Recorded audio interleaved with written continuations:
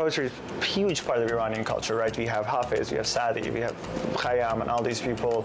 So I grew up around it so much. You go through this period that I think you hit a point in pain that it becomes boring to even talk about it.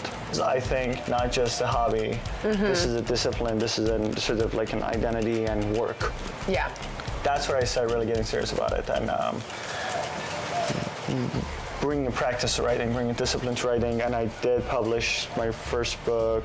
What you see in a lot of my poetry is a lot of reference on solitude, which I think is extremely important for everyone to be able to see themselves, see others, sort of understand space around them.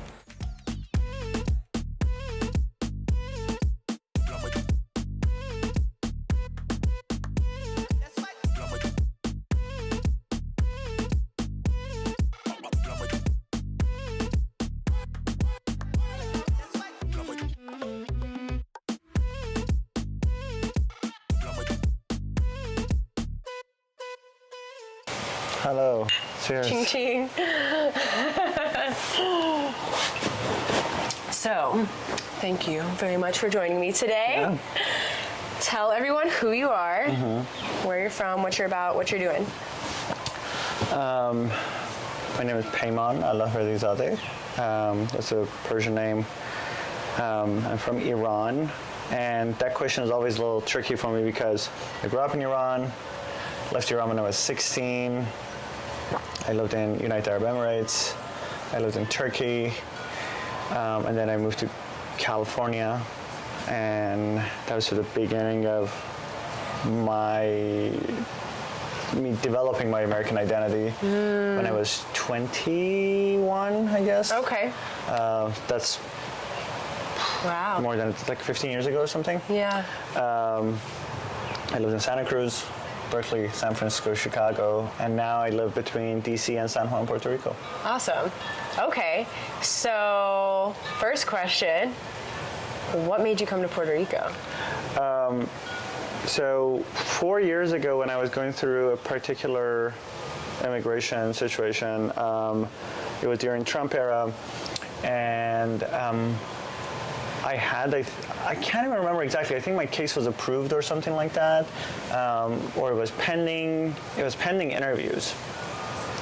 And when you are in that process, you are allowed to work in the country, you're allowed to just quote unquote exist, but you are not allowed to leave the country. So it's a very sort of a weird, the United States government allows you to be here, allows you to work, and gives you certain rights, but you can't just leave the country. It's not that easy. And if you leave, you have to go through this like complicated process to get a visa back, especially as an Iranian citizen. Yeah. Way too difficult. And I grew up going to seaside a lot. I grew up in northwest of Iran, and I went to Turkey every summer. Okay. To Mediterranean Sea. And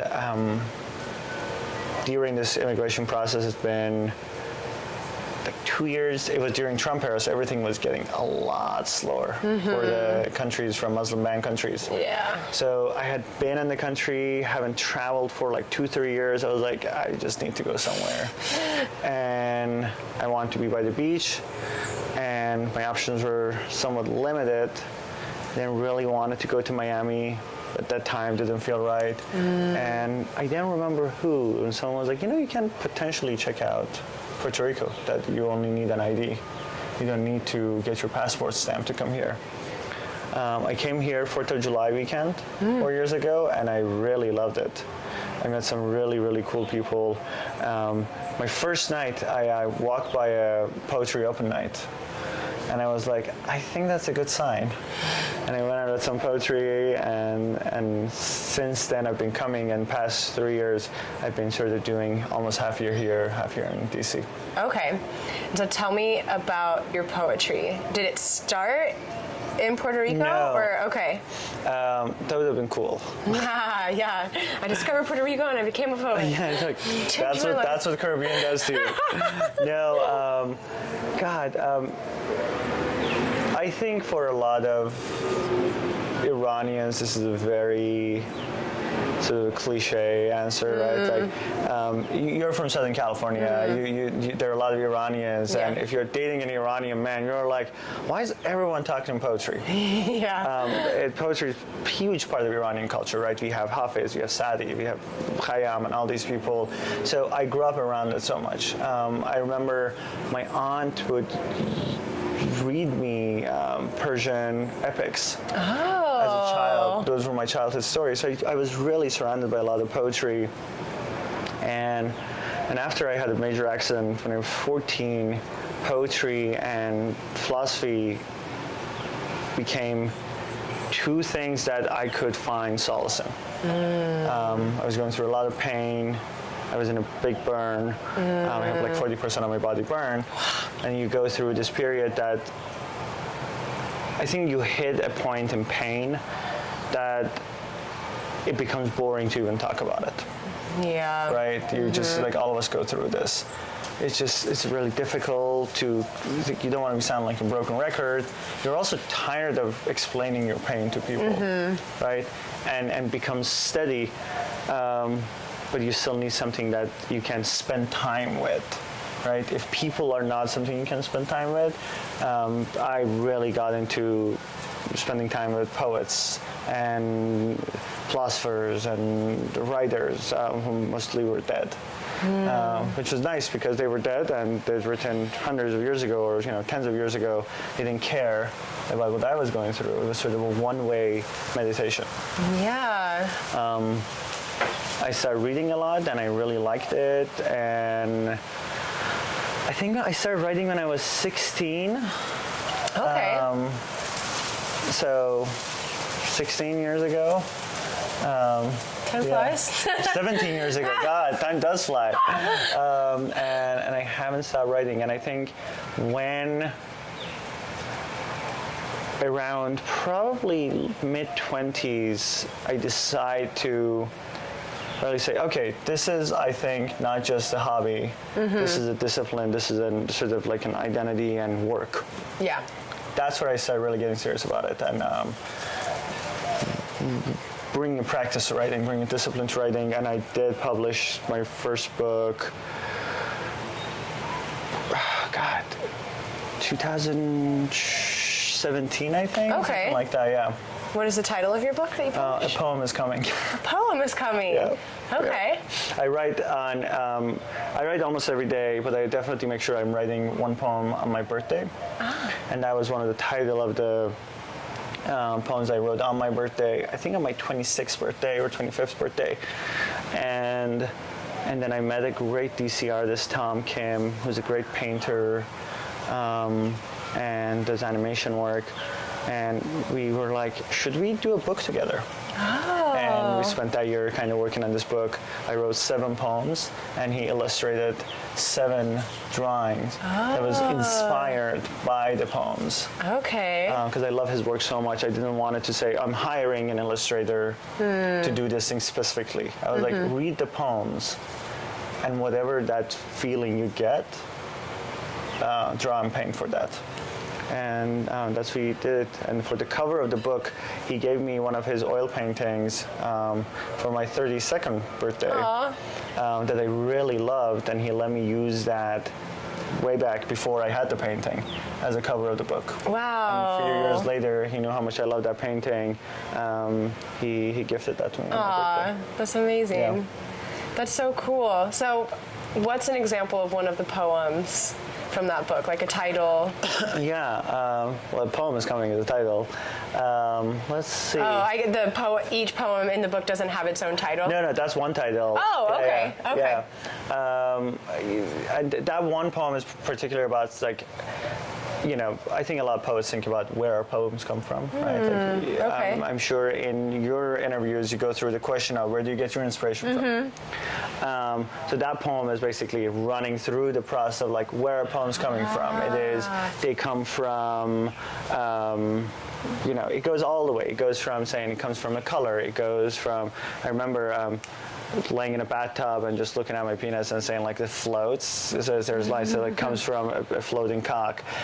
It comes from, I remember it was a dinner table, someone was saying they were like a highly educated, beautiful woman, and she was like, yeah, she can sell her eggs for like $40,000, and that was very interesting to think about. My grandfather's death, little drawers in my grandparents' houses. We have all have that, you're just like a summer afternoon as like a 6-year-old. You're just like puttering around, and opening each drawer and looking at old photos. Yeah. And some of it is coming from your father's, military service memories, and some is coming from heartbreak, some is coming from joys. So that's the title poem of that book. Okay. That's one poem. Really nice. Okay. It's been a few years since I've even read that book.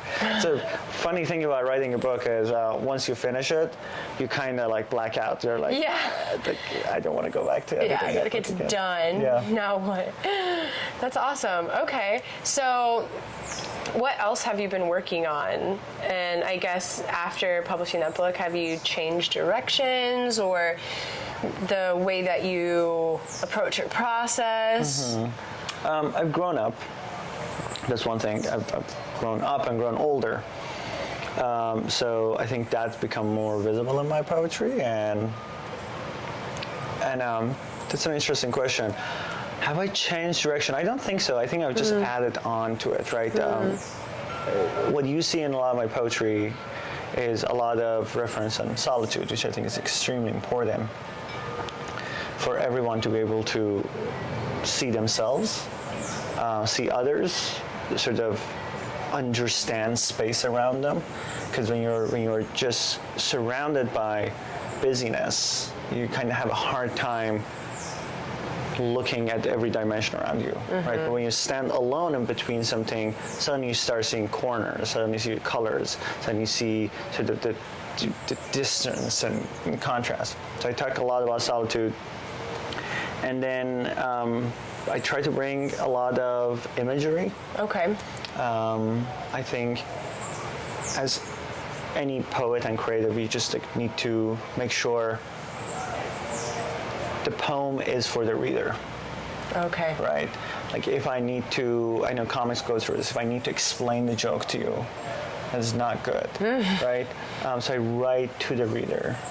It's either about times that I interact with people and realize the desire to be seen, right? You talk with some people, you're like, wow, that person is a really sweet and lovely person, and they're really, you can feel the yearning in them to be seen. And then sometimes we go through that experience, right? We just really want to be seen. So it is sometimes a reminder. Yeah. Or sometimes just images. Right? Bukowski said, if you can't say a dog walked down the street on a hot summer afternoon in LA, then you should not be writing poetry. And you immediately get that. There's suddenly, when you think about the line of very simple modern American poetry, you feel the weight of the air. You see the dog, you see the sidewalk, you see the street. Everything is so quick there. Right? So I really like thinking about the image. So my work follows a lot of images movement, and this again into nerdy stuff, but it's like, and then American New School poetry, a lot of East Coast. I am a multi-generation city kid, so a lot of my poetry is urban. Okay. Yeah, that makes sense. Yeah. So what do you have coming up next? Are you working on any projects, or are you just going about your life, creating as it comes to you? Is there like anything that you're like focused on? That is, I told my mom one time, she asked me, she lives in Iran, so we don't see each other that often. She said what it feels like to be a poet. So I don't think I can go about my life without doing poetry. Yeah. It's incredibly difficult for me because you can write about everything, right? The same way as a painter would look at, what we are sitting here, there are chairs and you are sitting and there's wine glass and all that. That also can be all in poetry. It's very difficult for me to go about my life without writing. Yeah. Everything I see is almost unnecessarily tries to become a poem. Right? So like I try to kind of like push back and pull there. But I've been, in the past few years, involved in some, I think I used to think each artist needs to just be very focused on one form of art. Yeah. Right? I was a poet, and that's all I was. And the more I got into the arts around me, more I surrounded myself by other artists. Meeting painters and musicians, got more into jazz and classical music, seeing people who have a lot of discipline in their music, made me realize, I need other art to be able to create my own art. I need beauty. And there is an abundance of beauty in our life. The same way there's an abundance of chaos, right? Yeah. And other artists really help us seeing that. Yeah. And then I got greedy. I was like, but I kind of want to do it. So I started producing classical music shows because I really like classical music, and I notice every time I go to symphony, there is this massive gap between the age groups. Yeah, definitely. And class and racial dynamics. And I was like, classical music is really fun. And I want to bring it to people. Because the more we share beauty with people who are underprivileged, the more we can promote more of a peaceful transition through this life, right? There's a lot of violence happens because of lack of beauty. And that does not mean to cheapen the racial segregation this country has, the class issues, the bad policies, right? The history of problem. But if we can actually bring more beauty to people, right? There's a lot of violence that can be resolved if people were experiencing more beauty in their daily lives. Yeah. You see so many in like inner parts of the city, right? Like going back to my city life, and as an immigrant brown kid, I was like, of course there are parts of town they don't care that much about the environment, because you don't realize how much of a privilege matter is to go to the outdoors, right? Yeah. And it's not just having it. It is the money, right? Backpacks are expensive, tents are expensive, Yeah. just all this. And then there is this cultural element that we don't have, right? You go to symphony, you're like, it's not just about money. Because you see a lot of brown and black kids who grow up and have great successful jobs, but their parents were not in that level. They never took them there. And you go there, unlike a normal concert, you walk in and you can't just like stand in a dark room and do your thing and enjoy things. It's very much, you have to know where you're sitting. You have to kind of like dress a certain way. You have to sit quietly and be there. You have to sort of show your ticket multiple times and people tell you where to sit. And take that doesn't end there, right? Unlike a normal concert, buying a symphony ticket is so complicated. They're like, they show you this chart, they're like, find a good seat. You're like, okay, I either need to buy a $500 seat that I know that's guaranteed good, but can I buy this like a $30 seat, which symphonies offer these things, right? There's a weird problem with a lot of public programs. There's so much offering, but there is no education of it. There are plenty great $30 seats. You just need to know where they are. Yeah. So I was like, okay, I really love being there, but I need to bring it out. So I started producing that. Same thing with painting. I just love, I don't know what I do when I paint, but it's such a good meditation. I love painting really large canvases. Okay. So that helps me kind of spend hours just really focusing on emotion. Yeah. That's what I'm doing. So. Okay. Yeah. Awesome. So. Really long-winded answer. No, it's beautiful. I love it. Helicopter going by. Nice. If you had any advice for someone who wants to do what you do, any magnitude of what you do, what advice would you give them? Don't become a poet.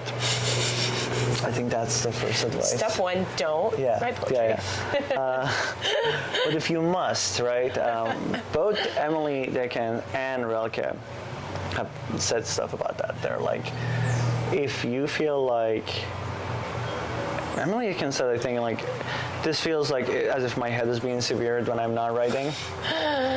And Rilke said, if you feel like if you don't write poetry, you'll cease to breathe, right? So I think for everyone who's trying to get an art, find what is really coming out of you and then put the discipline and work to it. It's not just becoming a poet. You can't just say, I want to be a painter because I like painting.